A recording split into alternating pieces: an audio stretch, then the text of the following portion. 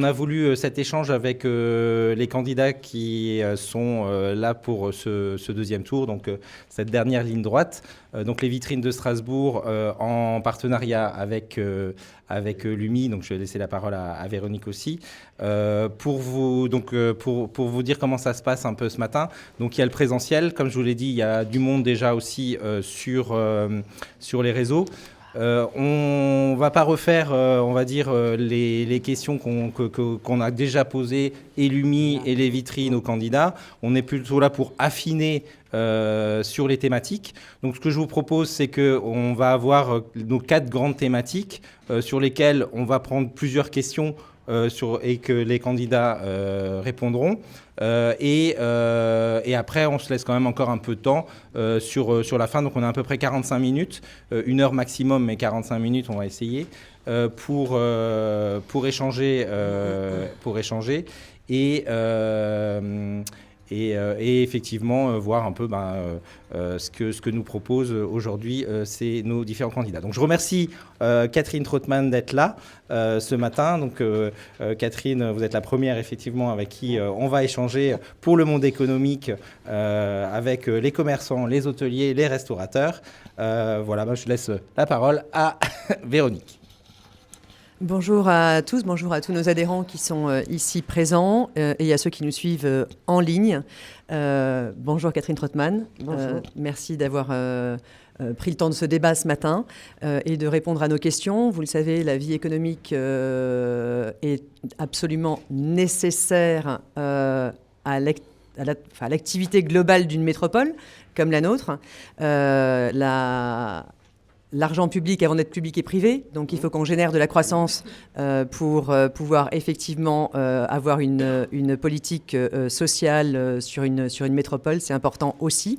Mais avant tout, il faut effectivement de la croissance et nous sommes ici là pour vous entendre sur votre projet et sur ce que vous pourrait mettre en place déjà dans les 100 premiers jours et au-delà, dimanche soir si les résultats le permettent, pour justement redynamiser notre métropole, à la fois sur le commerce local, mais aussi bien sûr sur la partie touristique, puisque le tourisme représente une part importante du PIB strasbourgeois et métropolitain.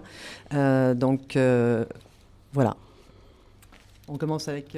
Alors, on va commencer sur le premier thème qui intéresse nos commerçants, hôteliers, restaurateurs, la sécurité et l'incivilité. Donc, si vous avez effectivement des questions, la parole, de toute façon, elle est à vous, elle n'est pas à nous. Donc, c'est vraiment à vous la parole sur cette thématique-là.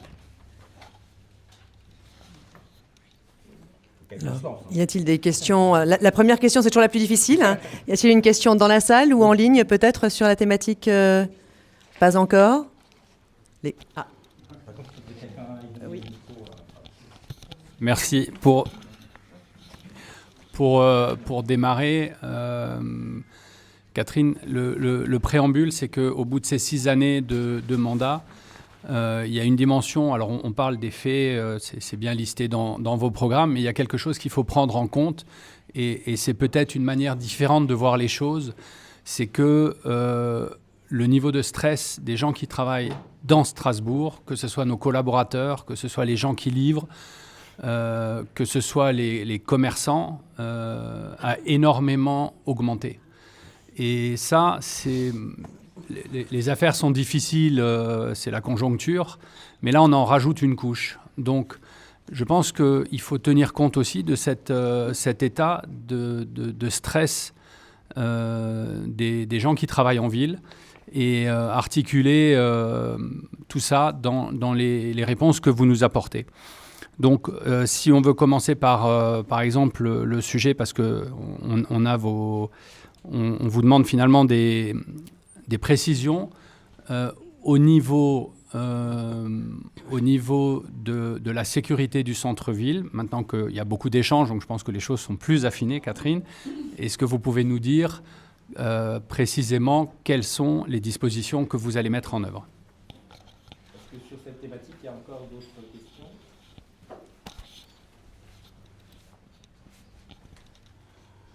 Non, alors une première réponse?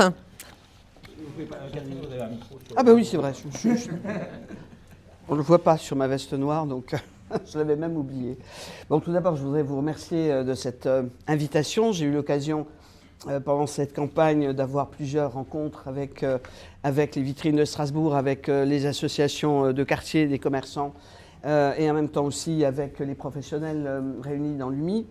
Je voudrais vous remercier les uns et les autres pour l'image que vous maintenez de cette ville accueillante, patrimoniale, mais en même temps aussi innovante, et vous le montrez dans votre service à la population, aux clients, et en même temps aussi par votre présence professionnelle de haute qualité. Et donc c'est un atout considérable. Je voudrais commencer par ça.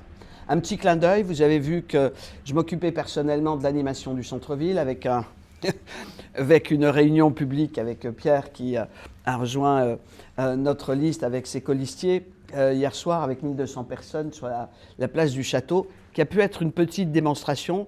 Je vais vous dire, on prend des risques quand on fait ça, mais ça veut dire aussi que ce qu'on choisit dans le débat public, c'est le tenir ouvertement, largement, où chacune et chacun peut venir, et c'est vraiment l'ADN de notre liste. Et en même temps, on l'a fait de manière apaisée, sereinement, sans qu'il y ait un quelconque épisode désagréable ou violent. C'est vraiment le projet que je peux porter, et c'était au fond une forme d'expression aussi, de l'engagement personnel en plein centre-ville, près de notre phare de la cathédrale, de ce que doit représenter ce cœur de cité, c'est-à-dire un endroit apaisé, un endroit sécurisé, un endroit où les gens se rencontrent, un endroit où on admire et où on aime le patrimoine de Strasbourg. Alors il faut le faire en sécurité, et vous l'avez dit, mais la première chose, c'est d'écouter comment on peut améliorer la chaîne de sécurité. J'ai été frappé dans cette campagne par le fait que des policiers nationaux, d'ailleurs en tenue, m'ont interpellé pour me dire ça ne marche plus. Ça ne marche plus. Il n'y a pas de présence sur les tâches qu'on s'était réparties entre la police municipale et la police nationale. Du coup, la police nationale reprend en charge un certain nombre de tâches de la police municipale, et au total, on est moins efficace. Donc, retour à l'efficacité, c'est ce que je veux faire. J'avais déjà passé un message au cas où nous serions élus auprès de l'actuel préfet. Je l'avais fait avant avec le préfet qui est parti du côté de Marseille, que j'aurais très volontiers la même méthode de travail que celle que j'ai pratiquée pendant longtemps, c'est-à-dire une méthode directe, rapide, tous les 2 mois, avec des décisions, avec une articulation et une convention, avec des objectifs, des moyens sur la question de la sécurité. Pour que ce que demandent les policiers municipaux soit absolument clarifié, ce qu'ils m'ont dit aussi avec mes collègues, c'est on a besoin de consignes claires, on a besoin d'une stratégie de sécurité, on a besoin d'effectifs supplémentaires et on a besoin de moyens. Pour l'instant, les armes, ils ont des moyens, ils sont réinstallés. Je dirais que de ce côté-là, il n'y a pas de problème. Par contre, il y a quand même un défaut, c'est que parfois en centre-ville, ils sont 2. S'ils ne sont pas appelés pour aller chasser le stationnement sauvage. Donc, vous vous rendez compte que de la situation, vous la vivez vous-même. Ce qu'ils ont dit, c'est qu'ils ont perdu la place Kléber, la place de l'Homme de Fer, la place de la Gare, la rue du Faubourg National, et qu'ils commencent petit à petit à perdre aussi la maîtrise des quartiers. Donc, augmenter les effectifs de la police municipale, oui, objectif une 50aine de postes, il faut y arriver, on n'y arrivera pas d'un coup, mais consignes, stratégie, convention avec l'État pour travailler main dans la main, avec aussi le procureur, de manière à ce qu'on ait une chaîne opérationnelle complète et claire. Ça, c'est pour moi, je dirais, le B à bas. Des sorties avec eux aussi, parce qu'aujourd'hui, ils ont besoin, nos policiers municipaux, de pouvoir être confortés et de pouvoir aussi être soutenus dans l'accompagnement des victimes. Quand il y a un problème, qu'ils puissent prendre en charge la victime, l'aider à porter plainte et faire en sorte que les plaintes ne soient pas peine perdue. Une brigade des transports. Nous avons besoin d'une brigade des transports. C'est un sujet que j'aborde depuis le début de la campagne parce que nous avons du harcèlement dans les trams ou les bus pour des jeunes femmes. Nous avons des agressions, nous avons des incivilités et nous avons aussi des attaques qui visent les conducteurs. Donc une brigade des transports, ça c'est à l'échelle de la métropole. puisque les transports publics sont une compétence métropolitaine, mais bien évidemment, c'est nous qui pouvons le proposer et qui pouvons aussi préparer dans le pacte métropolitain la mise en route de cette brigade des transports. Nous allons réinstaurer immédiatement l'éclairage public, puisque une ville doit être sécurisée le jour, elle doit être sécurisée la nuit, et ça c'est évidemment demandé par tout le monde en fait, quel que soit l'âge. Je souhaite prendre un arrêté interdisant la vente et l'usage à des mineurs de protoxyde d'azote, parce que nous avons aujourd'hui un vrai problème de santé, et un vrai problème aussi de sécurité quand les gens consomment ce genre de gaz et sont au volant. Donc j'utiliserai la loi, c'est-à-dire la loi qui réprime l'ivresse sur la voie publique pour intervenir et pouvoir réguler le comportement d'usage de produits, parce qu'on a très souvent du mélange de produits, et il y a évidemment sur le trafic de produits stupéfiants un travail très particulier à faire. C'est la raison pour laquelle je pensais d'abord travailler avec M. Witkowski, mais je travaillerai avec le préfet actuel. J'ai pu travailler dans le passé sur ces sujets personnellement, et je le recommencerai tout de suite. Nous avons aujourd'hui dans Strasbourg un trafic abondant qui peut tourner de manière violente, c'est un risque. Et nous avons un certain nombre de boutiques ouvertes 24 heures sur 24, les week-ends compris, qui sont des plaques tournantes du blanchiment. Donc là-dessus, on les connaît, il y en a à Neuhof, il y en a au sud de Neudorf, il y en a dans différents quartiers. On a déjà fait notre repérage, donc c'est lutter pour la fermeture de ces lieux. Pour l'usage dans l'espace public, l'usage de l'espace public, nous voulons mettre en place, pour résorber les conflits d'usage de l'espace public, un code d'usage de l'espace public, notamment le conflit piéton-cycliste. Alors le stress. Le stress est un élément extrêmement important qui a été souligné dans l'étude qui a été menée sous la houlette du doyen de la faculté de médecine. Nous l'avions évoqué au moment du grand débat sur les problèmes de circulation qui étaient générés par les travaux et par le projet du tram Nord, notamment avec l'idée de piétonniser un bout de l'avenue des Vosges. En réalité, aujourd'hui, les écologistes ont obtenu un résultat inverse de ce qu'ils ont promis. On a plus de pollution dans les quartiers, parce qu'on a reporté la circulation des axes dans les petites rues, ce qui est quand même formidable. On a remis des véhicules sur la M35, donc on remet de la pollution alors qu'on devait réduire de 40 000 véhicules jour, c'est inscrit dans notre PLU, la circulation sur la M35 grâce au GCO. Donc nous risquons une pénalité importante de plusieurs millions de la Commission européenne, et je suis dûment prévenu, puisque je travaille avec la direction des mobilités de la Commission, que si nous ne bougeons pas sur cette question, nous serons sanctionnés, l'État et la communauté et la métropole. Donc nous avons une urgence qui est de traiter la problématique de la pollution et la problématique du retour à une circulation fluide, à une fluidité du transport particulier ou collectif, puisque aujourd'hui tout le monde est pénalisé, soit par des pistes énormes, soit par des encombrements.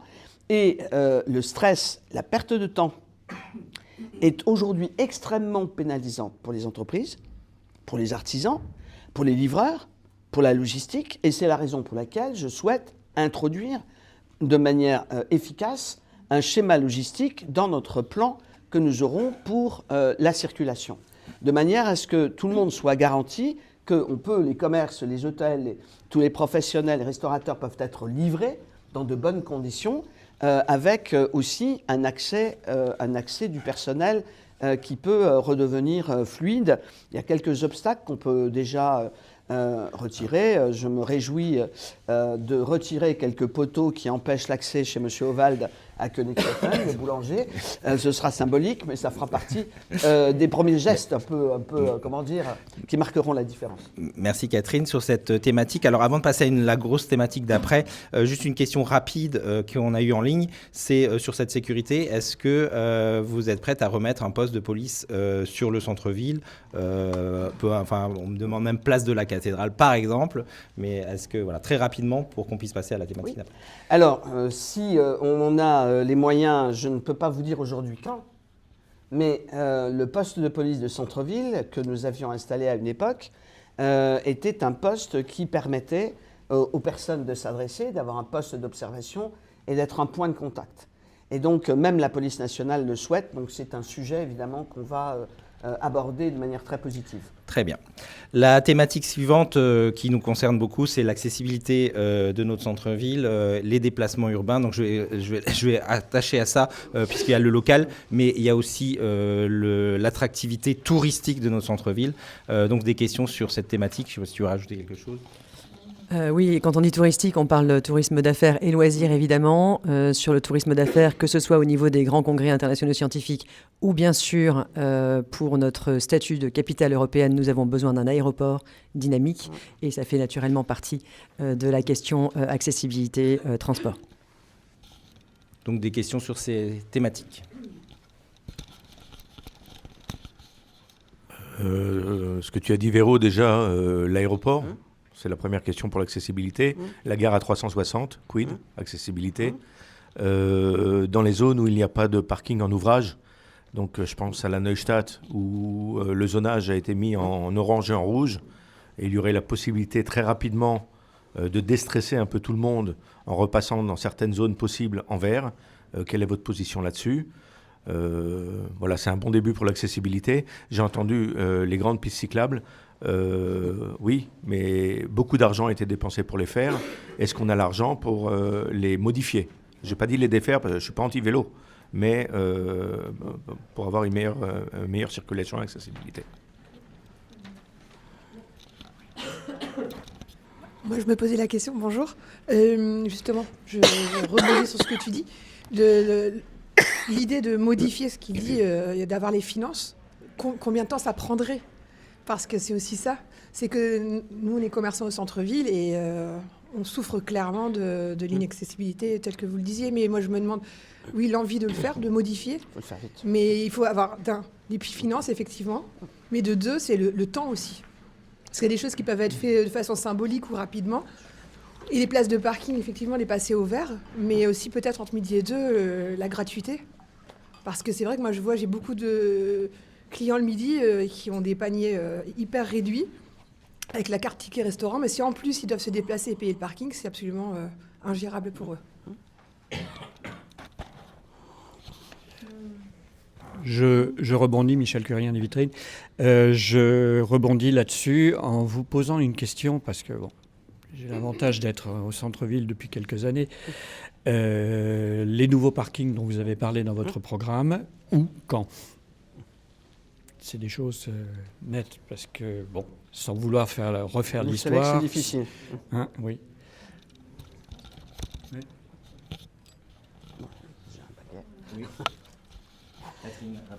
Merci. Alors, concernant la première question sur l'aéroport. L'aéroport aujourd'hui est dans une situation, et grâce à son directeur et son board, dans une situation qui reste relativement positive ou bonne. Nous avons, avec Pernel qui est ici, Pernel Richardot, tout fait pour soutenir le directeur qui s'est trouvé devant une situation assez compliquée où les deux collectivités, région et CEA, ne versaient pas la part qui devait être versée à cette institution, ce que j'ai trouvé particulièrement choquant, puisque c'était dans le cadre d'un conflit avec la direction de l'aviation civile. Bon, ce que j'envisage sur l'aéroport, c'est de commencer tout de suite. Si nous sommes élus, je veux profiter de l'effet un peu, de choc, ou en tout cas de rupture, qui peut me permettre d'aller directement voir les autorités qui nous permettront de discuter sur la question des taxes. avec le soutien de la présidente du Parlement européen et de son staff. Nous avons besoin de faire céder le gouvernement. Il n'y a aucune raison qu'on ait une compétition qui est de fait une compétition vraiment en notre défaveur, en défaveur de la capitale européenne, avec Mulhouse ou avec nos voisins allemands, puisque les taxes imposées au transport aérien sont beaucoup plus élevées à Ensheim qu'elles ne le sont à Mulhouse. Aujourd'hui, je crois qu'on est vraiment sur le fil. On a pu démontrer, j'ai écrit un courrier moi-même au PDG de Volotea qui m'a dit « je suis intéressé par votre message et je veux bien mettre un avion supplémentaire ». Mais évidemment, il s'est pris l'augmentation de la taxe sur le billet qui a été décidée par le gouvernement. Hop, tout ce qu'on avait obtenu de positif repart dans l'autre sens. Donc, ça va être une bataille qui va être très très importante, mais que je mènerai en même temps que celle sur la gare, parce qu'aujourd'hui, nous avons en perspective, avec l'augmentation du service du réseau express métropolitain, un nombre de voyageurs qui va être supplémentaire de 60 000 voyageurs jour. Et la seule chose qui a été prévue, c'est ouvrir le petit tunnel de la Poste où on passe, je dirais, en front à une dizaine, une quinzaine de personnes maxi. Vous imaginez la panique qu'il peut y avoir si ça bouscule dans un tunnel. Donc, je n'y crois pas une seule seconde, une seule seconde. Et l'histoire de la passerelle, c'est nul. Parce que les gens ne prendront pas, quand ça gèle, quand il fait froid, une passerelle aussi longue. Donc, je propose autre chose. Je propose une gare double face, c'est-à-dire de réaliser vers l'arrière de la gare, une gare qui sera installée sur piliers, comme on l'a à Nantes, mais de manière un peu, on peut tirer parti des défauts de la gare de Nantes, mais qui permet d'accéder au quai par les ascenseurs et par les escalators, et qui permet d'avoir en fait en mezzanine des activités, c'est-à-dire d'avoir la gare TGV, qui permet aux gens qui veulent venir d'avoir les services internationaux dont ils ont besoin, des entreprises qui s'installent sur place, un parking en bas, la gare routière, de manière à avoir aussi tout un projet qui va se déployer. Et je vois ici René Tourette. L'autre sujet qui va être pour moi un sujet urgent est celui du mine. Et donc nous allons travailler ensemble pour pouvoir bloquer, autant que faire se peut, le devenir qui avait été prévu d'une DSP qui est particulièrement problématique. Et donc je souhaite travailler depuis la gare jusqu'à Ikea sur l'ensemble de ce secteur et le traiter et le négocier avec la SNCF. J'ai donc fait déjà passer le message que j'irai voir le PDG, Jean Castex, pour lui faire des propositions. Je suis encouragé pour cela sur le principe de cette gare, puisque j'ai montré le plan masse et j'ai montré le principe en image de ce que j'ai pu travailler avec un certain nombre d'amis qui sont branchés sur la question des transports, avec l'ancien directeur de Gare et Réseau, il m'a dit, Gare et Connexion, et il m'a dit, allez-y, foncez. Et foncez tout de suite.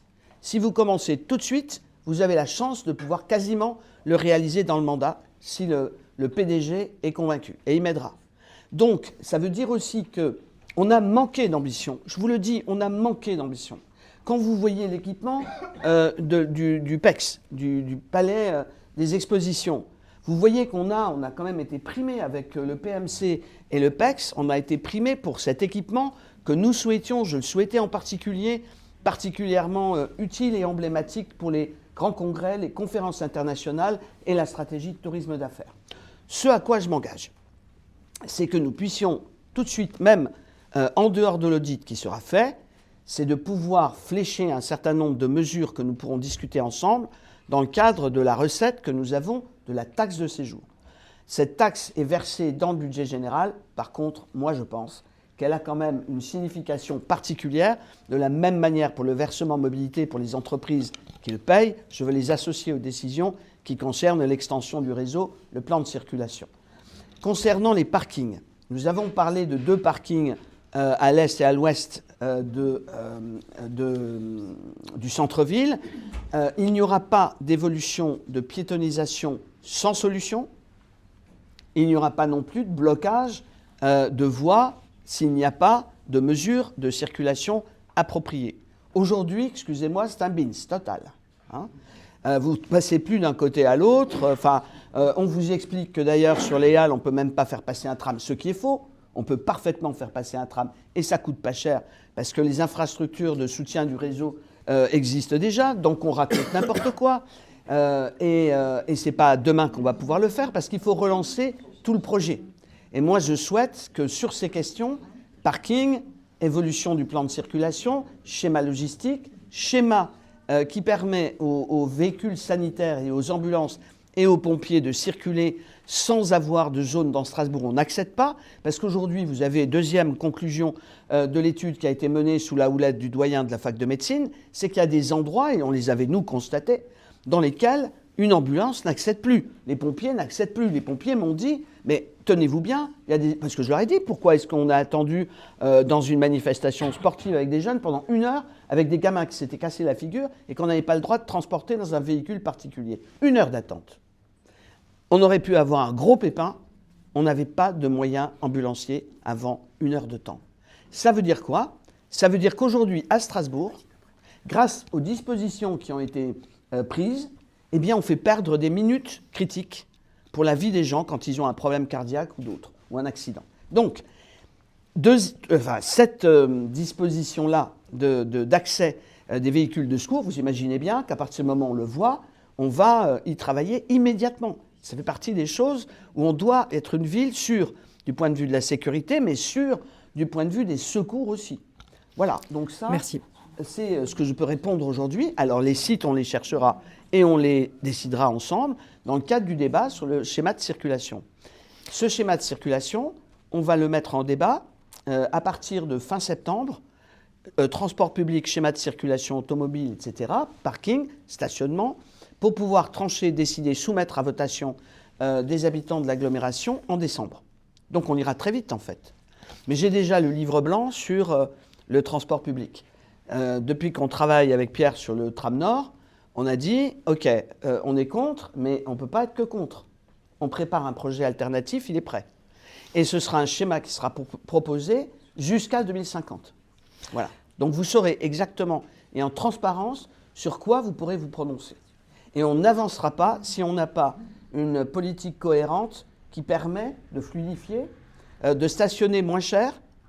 Donc le stationnement, première demi-heure gratuite, extension des places violettes pour avoir une souplesse. Sur le zonage, on discutera du zonage dans le cadre de cette conférence sur le plan de circulation et les mobilités. On ne va pas le décider comme ça en l'air sans avoir vérifié sur le terrain. Vous avez aujourd'hui des zones dans Strasbourg, des secteurs qui n'ont pas de stationnement payant, d'autres qui l'ont. Enfin, il faut remettre un peu d'ordre dans tout ça, mais il faut juste un peu de temps pour le préparer, pour éviter de prendre de mauvaises solutions. Nous aurons des tarifs particuliers pour les salariés. Pour les salariés, on avait commencé à travailler sur la situation des personnels dans le domaine médical, infirmières, aides-soignants, aidants, etc. Et on s'est rendu compte aussi, parce qu'on a des problèmes pour les professions libérales, pour les personnes qui sont utiles et qui rendent service à nos habitants et au public. Et donc, nous avons besoin de pouvoir faire en sorte que les responsables d'entreprises ou de cabinets n'aient pas ce frein à l'embauche. Voilà. Merci beaucoup. Donc, un tarif salarié qui sera fixé. Et 5 à 20 euros pour le stationnement résident et gratuité du transport pour les personnes de plus de 65 ans qui permettront de se rendre plus facilement au centre-ville. Et pour le samedi, 1 euro entre 16h et 22h pour faire en sorte que le samedi redevienne un jour attractif pour les commerces et pour toutes les activités de centre-ville, dans la mesure où il faut qu'on puisse faire ses courses. Donc ça sera à partir de 16h. 17h, c'est normalement un horaire assez chaud pour les clients. Et puis on se prend un petit repas à la sortie et on rentre chez soi content parce qu'on a profité du centre-ville et de la ville. Bonjour. Concernant justement les tarifs salariés, c'est vrai que beaucoup de mesures sont évoquées là. Quel est le plan de financement finalement? Est-ce qu'il s'agit de décisions qui sont prises au niveau de la ville et de l'Eurométropole? Est-ce que ce sont ensuite des prises en charge au niveau des employeurs? C'est notamment un point, je crois, qui a été évoqué dans une de vos déclarations en février, si je ne m'abuse, justement avec une contribution de l'employeur en plus de celle qui est d'ores et déjà faite. Donc ça, c'était le premier point. Et de manière plus précise, sur l'axe Sébastopol, Halle, on évoquait notamment le tram Nord, qui a été très engorgé, qui l'est d'ailleurs encore aujourd'hui. Est-ce que, vous évoquiez tout à l'heure le passage du tram justement sur cet axe-ci, est-ce que le sujet, dans ce cas précis comme dans d'autres, est finalement de caster ce qui a mis si longtemps à être fait et si lourdement investi, et comment désengorger cet axe qui est quand même assez important pour le centre-ville, avec ensuite en plus la question du parking Kléber et de la desserte. Parce qu'au final, je pense que l'usage vient... les gens s'approprient également ces moyens, que ce soit la voiture ou autre. C'est surtout la praticité aussi. Parce que là, on est dans de la double peine aussi, en termes au-delà des tarifs. On parle beaucoup des tarifs, mais il n'y a pas que ça. C'est finalement quelle expérience vous avez ensuite quand vous arrivez au centre-ville. On recoupe la sécurité, la propreté, énormément de sujets. Parce qu'au final, si vous arrivez sur une expérience satisfaisante, finalement, d'autres freins peuvent être gommés, parce que malgré tout, il faut financer tous ces plans-là. Donc, il est vrai qu'on l'évoquait tout à l'heure en termes d'urgence, on le parlait aussi tout à l'heure sur la sécurité et le stress. Alors, c'est vrai que vous étiez parti sur l'accessibilité, il y a aussi le stress au quotidien du flux de consommateurs, bien évidemment, mais également de ce stress qu'on peut avoir en termes d'agression, en termes d'incivilité. Donc, il y a une véritable urgence. Là, on sort quand même de nombreuses années sans forcément d'action concrète ou une écoute très limitée, mais qui était un choix, qui était un vrai arbitrage de la part de la municipalité. Aujourd'hui, il y a véritablement urgence. J'entends que l'échéancier soit un peu compliqué à fixer de manière très figée, mais je pense que cette urgence-là doit aussi être entendue. Plusieurs sujets, je suis désolée, mais... Je pense que vous avez raison de les lier parce qu'ils sont liés. Il y a aujourd'hui une atmosphère qui est à la fois le constat de l'absence de propreté. On envisage des brigades volantes de propreté pour pouvoir traiter aussi bien les dépôts sauvages avec des caméras et des photos qui permettent de voir ce qui se passe et où et quand, comment. Deuxièmement, sur la question du stationnement, j'ai pris position pour dire que nous n'allions plus utiliser la sulfateuse APV, mais comme l'avait prévu à l'époque la municipalité avant-dernière, c'est-à-dire de pouvoir, puisqu'on ajustera année après année pour arriver à la meilleure des solutions, le stationnement, parce qu'il n'y a pas vous ne changez pas d'un seul coup tout un plan de circulation, sauf à mettre, je dirais, la ville sans dessus-dessous. Il faut les parkings, on l'a dit. Il faut trouver les solutions, il faut articuler le tout et il faut éviter d'imposer à nouveau des travaux mal organisés. Enfin, ça, c'est avec nous, ce ne sera pas mal organisé, ce sera bien organisé parce qu'on y a dépensé un argent fou dans les délais, dans la reprise, on recommence, on change, on transforme, on fait, on refait, la plage du Temple-Neuf étant un malheureux exemple. Et on a vu, on a utilisé les pistes cyclables contre le tram ou contre la voiture. On a utilisé le tram Nord contre le stationnement et contre la circulation dans l'avenue des Vosges. C'est une municipalité qui a utilisé les sujets qui sont les sujets d'accessibilité, de fluidité et de sécurité comme des moyens de pression et de contrer, pour contrer. Et je peux le dire, on n'aura pas l'argent pour refaire évidemment toutes les pistes, c'est pas possible, mais ce que je demanderai aux adjoints de quartier, c'est de déambuler avec les habitants, rencontrer les commerçants, pour voir quelles sont les mesures qui sont importantes et urgentes à faire, et ça c'est possible. Le stationnement pour nous ne sera pas une recette complémentaire par rapport à un excès de dépenses, si vous voyez ce que je veux dire. Bon. On estime que pour relancer l'activité économique, on a besoin que les entreprises, se portent bien, donc d'une stratégie économique avec le comité métropolitain de l'économie, 2, de le faire avec les professionnels, ceux qui savent, 3, d'utiliser les moyens qui permettent, en toute transparence, de faire les meilleurs choix. Et on les évaluera année par année pour faire en sorte de compenser, en quelque sorte, ce qui a été trop brutal. Alors, sur les halles, 250 bus qui ne sont pas encore électriques. Vous imaginez ce que ça fait.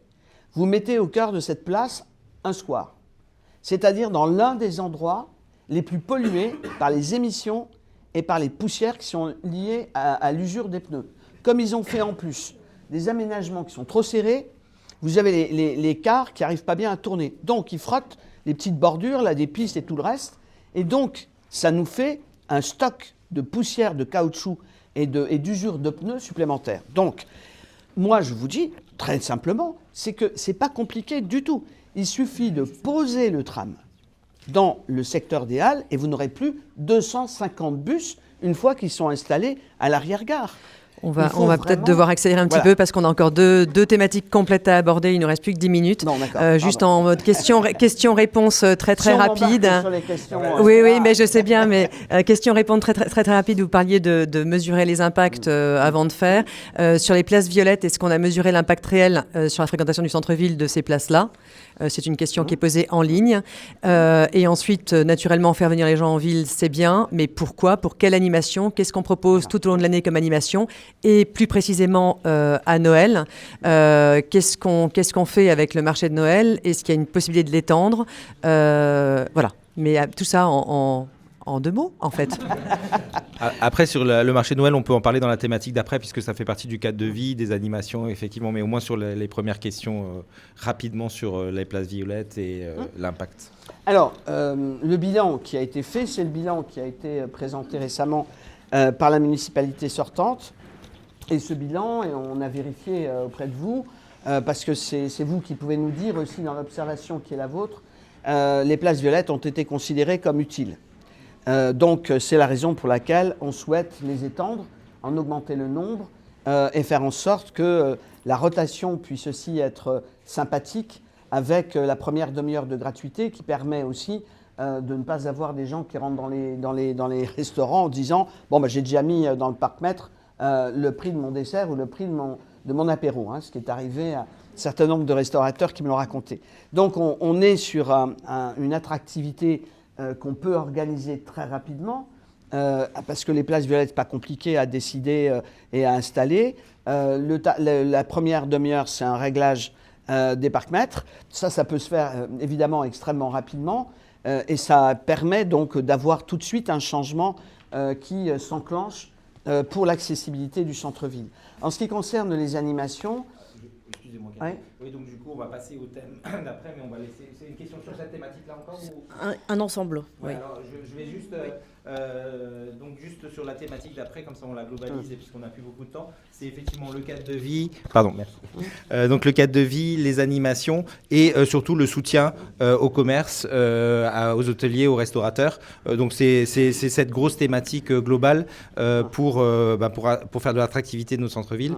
Et dans cette thématique, j'ai aussi une question qu'on a eue en ligne, c'est est-ce que des fontaines esthétiques, comme dans d'autres villes, peuvent être mises en place sur l'espace public. Et une question, on la prend tout de suite. Donc effectivement, concernant le développement touristique de la ville, c'est quelles sont éventuellement les actions que vous pensez pouvoir mettre en place en plus du marché de Noël.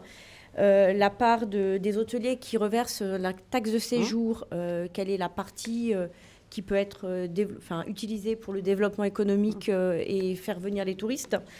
Et également, toujours dans le cadre du PEX, est-ce qu'il y a quelque chose de prévu au niveau de réaménagement et de l'accessibilité et du parking, qui est quand même un vrai problème. Hier, par exemple, à la sortie des Gastes, les gens ont mis plus de 4 heures pour sortir des accès, quoi. D'autres questions ? Juste pour le contexte, taxe de séjour qui est quand même important, c'est 8 millions d'euros à peu près. Hein. Bien sûr. Est-ce qu'il y a d'autres questions sur cette thématique ou... Bien, sur l'animation, on a prévu de relancer, de remettre en mouvement la ville par le sport et la culture, et en même temps aussi, bien sûr, de mobiliser le monde économique sur une véritable stratégie économique et de promotion qui va relancer l'attractivité de Strasbourg. Strasbourg a abandonné la présence sur tous les salons. Donc on en accueille, c'est un peu bizarre, on en accueille au PEX, mais on ne va pas dans les autres salons. Bon, chercher l'erreur, il fallait une politique de décroissance sans le dire. Donc on le paye largement, puisqu'on ne voit plus Strasbourg à Munich, on ne voit plus Strasbourg dans tous les endroits où on était présent par rapport à nos axes à la fois thématiques, mais en même temps de filières que nous avions prévus. Je crois que sur la stratégie d'attractivité, il faut vraiment la travailler ensemble. En ce qui concerne l'animation, j'ai été interrogé sur la braderie. La braderie, oui, à organiser avec les commerçants non sédentaires, les commerçants sédentaires. C'est un élément d'animation. Retour de la Foire Saint-Jean. Travail sur la période de Noël. On souhaite faire des animations et une programmation culturelle sur l'année, de manière à avoir des rendez-vous à l'automne autour de la musique, à Noël autour de la capitale de Noël, au printemps le printemps des festivals et en été les arts de la rue. Donc de manière à avoir dans l'ensemble des quartiers d'ailleurs, pas seulement dans le centre-ville, mais une animation qui permet de déployer les occasions de rencontres, d'invitations, de plaisir à être dans la ville. Et bien entendu, la stratégie de communication et de promotion va être au cœur du travail de ce comité stratégique qui va être mis en place grâce aux efforts et à la contribution de Nathalie Ross.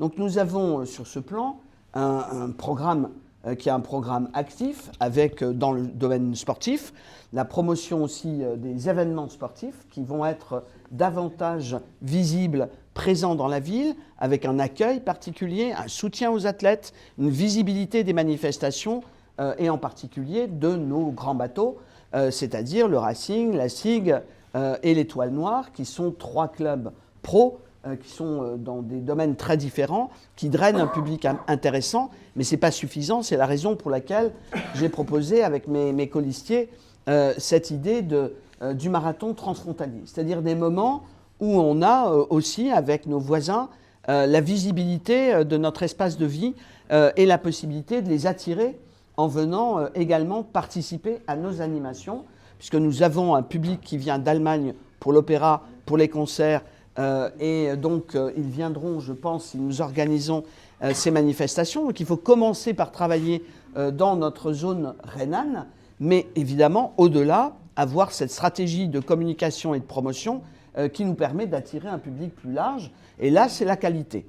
C'est la qualité des produits, la qualité de l'accueil, la qualité du commerce. Et donc ce que nous voulons, c'est faciliter l'installation de nouveaux commerçants, parce que les vitrines vides, c'est franchement pas attractif. Donc, on a besoin de trouver le moyen de débloquer la situation par rapport au commerce, mais on sait que c'est difficile, les tarifs sont élevés, mais on va mettre en place un soutien financier pour la prise en charge de loyers, comme on le fait pour les start-up aujourd'hui dans le domaine de l'innovation technologique. On le fera aussi pour les artisans et pour les commerçants, de manière à aider une installation et qui permet en fait de passer le cap de la période, je dirais, la plus fragile jusqu'au petit équilibre. Donc ça, c'est un point qui est... on va aussi travailler et on rendra public, on sera prêt à vous présenter les choses, le patrimoine vacant de la ville et de la métropole. Il y a dans ce patrimoine un certain nombre aussi vacants ou occupés de commerce. Ça peut aussi être intéressant. Une stratégie commerciale d'une ville, c'est une stratégie où on a un échange d'informations rapide et où on prend les décisions ensemble. C'est ce que nous voulons, que le patrimoine de Strasbourg puisse aussi être versé, je dirais, comme un atout dans l'escarcelle. Pourquoi est-ce que la stratégie économique d'un mot est essentielle pour nous? C'est que nous savons que nous n'avons plus de marge de manœuvre. Nous n'avons plus. Donc il faut garder la marge de manœuvre pour relancer l'économie. C'est la raison pour laquelle on va aller très très vite et c'est la raison pour laquelle on ne réussira pas cette relance sans la participation et la mobilisation des entreprises. Donc oui, pour discuter de manière transparente sur l'intégralité de la recette des 8 millions de la taxe de séjour, ce qu'on peut flécher sur les opérations qu'on décidera ensemble avec les restaurateurs, avec les hôteliers, avec les commerçants, parce que je pense que tout le monde ensemble est en quelque sorte dans le même bateau. Nous avons une autre préoccupation qui est de faire revenir des habitants au centre-ville.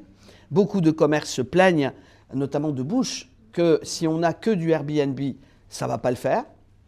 Et donc, il faut faire revenir des habitants, donc un contrôle plus serré de la mutation des Airbnb. Évidemment, je vais vous dire, je suis déjà abordé par des propriétaires qui viennent me dire « Ah là là, on a entendu que vous alliez resserrer tout ça. Pour nous, c'est un revenu. J'entends, c'est vrai, mais nous, on a l'intérêt public d'une ville à porter de notre côté. Et donc, il faudra trouver le point d'équilibre. Et une fois qu'on a le point d'équilibre, on ne bougera plus. C'est-à-dire on n'acceptera plus une mutation dans ce sens-là. Par contre, les avocats, par exemple, nous ont demandé si on était quand même encore capable d'accepter certaines mutations d'appartements pour pouvoir avoir leur activité. Tout ça, c'est la même chose. Il faut qu'on le discute et qu'on arrive à la fois à remettre, nous, des logements à disposition pour les habitants qui peuvent venir au centre-ville, mais il faut qu'on ait aussi, d'un autre côté, la possibilité de continuer d'avoir un niveau d'activité. Moi, ça me peine et ça me contrarie terriblement de voir des gens que je connais qui sont installés, des dentistes, des médecins spécialistes, des avocats, ouvrir en dehors de l'agglomération. D'abord, ils ont commencé à la Vansenau, à Lingolsheim, etc. Les gens ont déménagé. Maintenant, ils vont habiter plus loin. Donc, on a besoin d'avoir dans la stratégie du logement aussi ce fléchage vers la ville de Strasbourg. Sinon, qu'est-ce qui reste? Eh bien, il reste la précarité, les précaires, et on n'a plus toute la hiérarchie, en quelque sorte, de la classe moyenne présente et qui permet de faire vivre aussi le commerce, d'inviter la famille, etc. Alors, vous avez une activité qui est peut-être moins visible, c'est les fêtes de famille, c'est les fêtes de quartier, mais tout ça, c'est important, et on en a parlé avec les associations de commerçants de quartier. Ils ont aussi besoin de cette promotion. Et nous, si on a un plan de sauvetage du centre-ville à proprement parler, on a aussi cette volonté de travailler, je les ai rencontrés, avec les associations de commerçants des quartiers, qui ont besoin également de soutenir leur activité et de faire en sorte que les habitants trouvent les services à proximité. Voilà, donc c'est une tâche qui est une tâche importante à laquelle nous allons nous atteler. Nous avons travaillé chacun de son côté, mais parfois aussi ensemble sur ces sujets avec Pierre Jakubowicz et ses colistiers.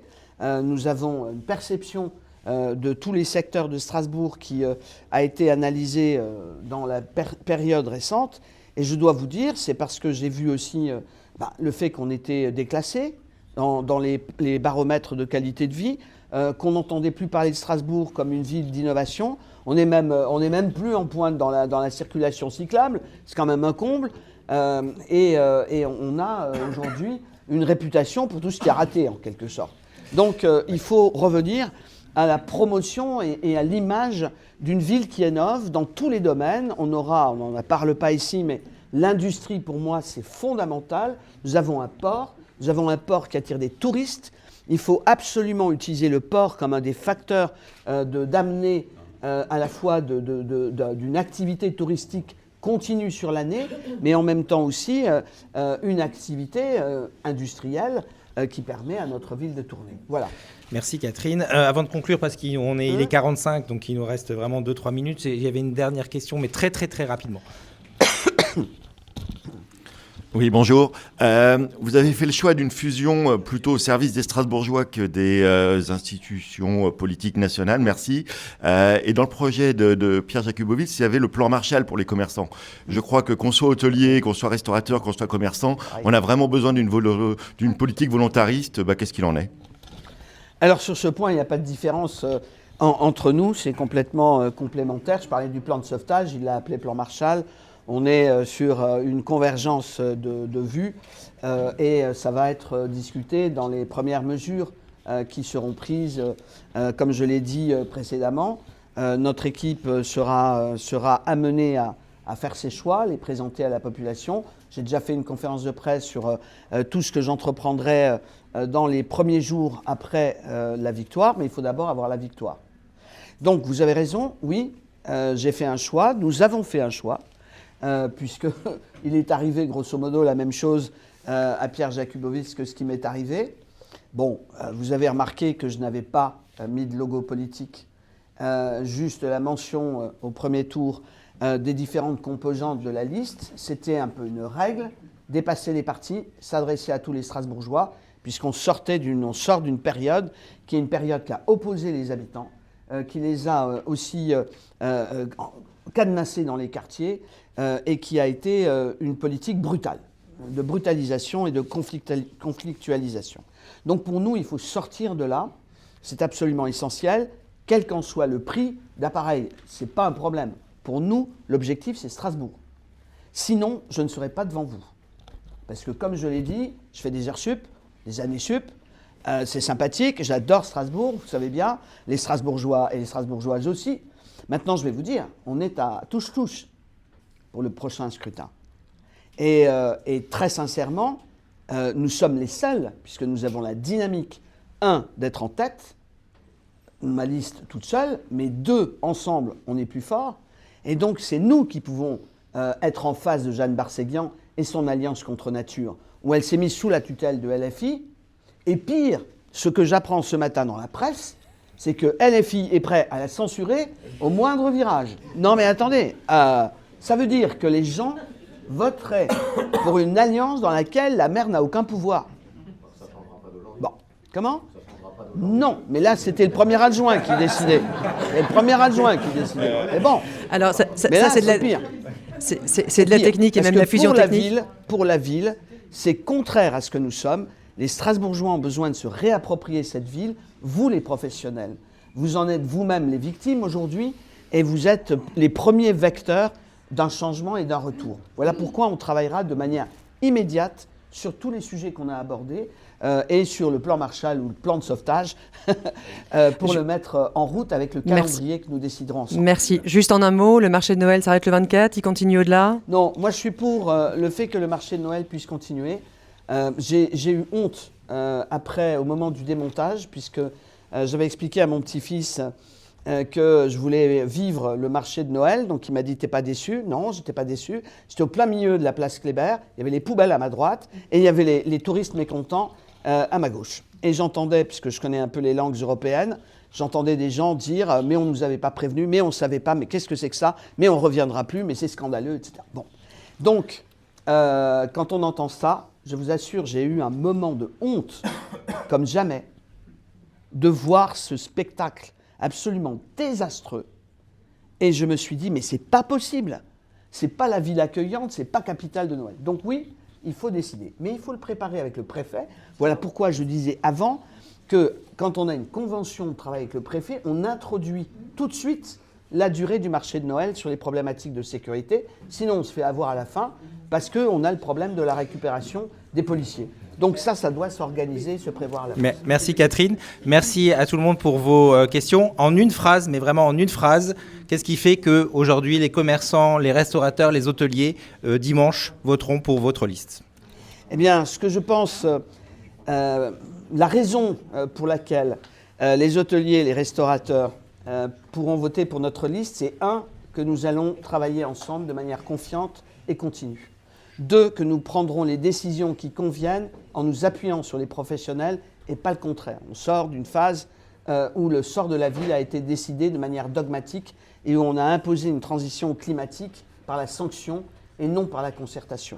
3, vous participerez à la stratégie économique de notre agglomération et on décidera ensemble des mesures les plus efficaces pour faire revenir les personnes, les clients au centre-ville, faire la promotion touristique de notre cité. Je n'ai pas parlé du bureau des congrès, je n'ai pas parlé de tout ça, mais je peux vous dire une chose, la raison pour laquelle vous pouvez compter sur moi, c'est que j'ai amené à Strasbourg un nombre important de congrès internationaux et j'ai pitché à plusieurs reprises pour ça et je suis prête à le refaire sur le plan européen et sur le plan international parce que la concurrence est rude, mais aussi bien il faut chercher les grandes conférences européennes et internationales, aussi bien le client qui vient tous les jours, celui-là ou celle-là, il faut le fidéliser. Vous pourrez compter sur nous pour chercher tous les moyens de fidélisation avec les mesures de stationnement, les mesures de transport, les mesures aussi sur le pouvoir de vivre qui nous permettra de trouver de nouveau un apaisement dans la ville